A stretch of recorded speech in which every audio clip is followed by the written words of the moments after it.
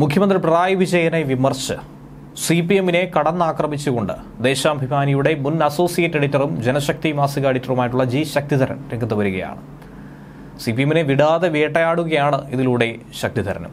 കണ്ണൂർ എരഞ്ഞോളിയിൽ കഴിഞ്ഞ ദിവസം ഉണ്ടായ സംഭവം, അവിടെ നിഷ്കളങ്കരായ സീനമാരാകണം ഇനി നമ്മുടെ ഝാൻസി റാണിമാരെന്നാണ് അദ്ദേഹം ചൂണ്ടിക്കാണിക്കുന്നത്. എത്ര ലാഘവത്തോടെയാണ് പോലീസ് ഈ സംഭവത്തെ നോക്കിക്കണ്ടതെന്നും പാർട്ടി ബോസുമാരെ പോലീസിന് ഭയമാണെന്നും അദ്ദേഹം വിമർശിക്കുന്നു.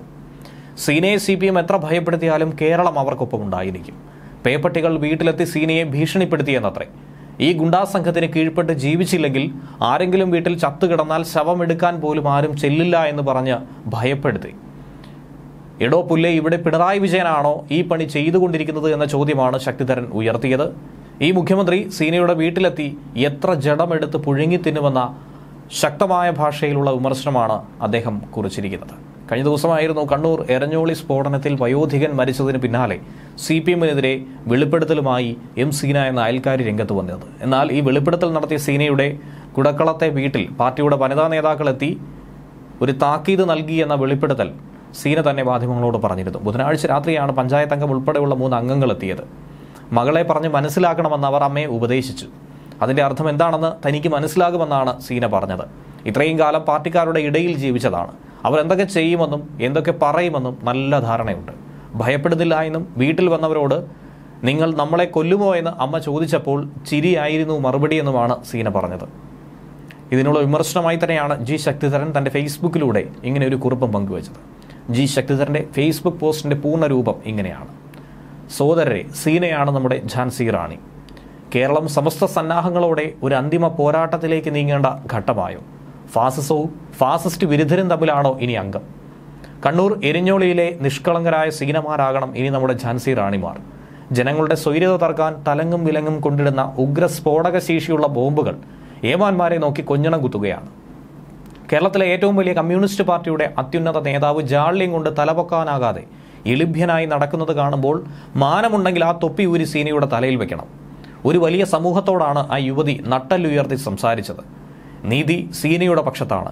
അതുകൊണ്ട് അവർക്ക് ആരെയും ഭയമില്ല. എത്ര ലാഘവത്തോടെയാണ് പോലീസ് സേന ഈ സംഭവത്തെ കണ്ടത്. പാർട്ടി ബോസുമാരെ പോലീസിന് ഭയമാണ്. ഗുണ്ടകളും സേനയും മാഫിയകളും തമ്മിലുള്ള അച്ചുതണ്ടിൽ നിഷ്ക്രിയരായ കാവലാളാണ് സേനയുടെ തലപ്പത്തുള്ളവർ. ബോംബുകൾ നിർമ്മിക്കുന്നത് ആരാണെന്ന് വിളിച്ചു പറഞ്ഞ സീനയുടെ ധീരത കണ്ടപ്പോൾ പോലീസ് സേമാന്മാർ ചൂളിപ്പോയി. ഇങ്ങനെ ഒരു അവതാരത്തെ എരിഞ്ഞോളിയിൽ നേരിടേണ്ടി വരുമെന്ന് സേനയിൽ ആരും തന്നെ പ്രതീക്ഷിച്ചില്ല. പോലീസ് തലപ്പത്തിരിക്കുന്നവൻ കയറ്റിവെച്ചിരിക്കുന്ന തൊപ്പി നാടക കമ്പനിയുടേതാണോ എന്ന് സംശയിച്ചു പോകും. എരിഞ്ഞോളിയുടെ അഭിമാനത്തെ കണ്ടാൽ ഇനി ഏമാമാർക്ക് മുട്ടിടിക്കും. നാട് നമിക്കുന്നു.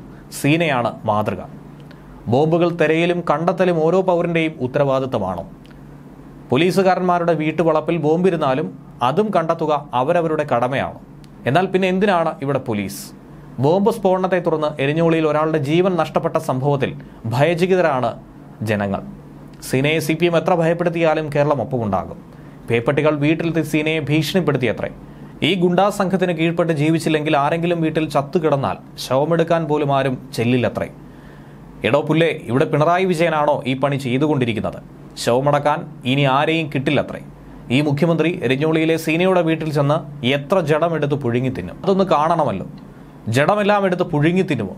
അത്ര വലിയ നരഭോജിയോ മുഖ്യമന്ത്രി എന്ന ചോദ്യത്തോടെയാണ് ജി ശക്തിധരൻ തന്റെ ഫേസ്ബുക്ക് കുറിപ്പ് അവസാനിപ്പിക്കുന്നത്. സീന വീട്ടിലില്ലാത്ത സമയത്തായിരുന്നു നേതാക്കളെത്തിയതെന്നാണ് സീന മാധ്യമങ്ങളോട് പറഞ്ഞത്.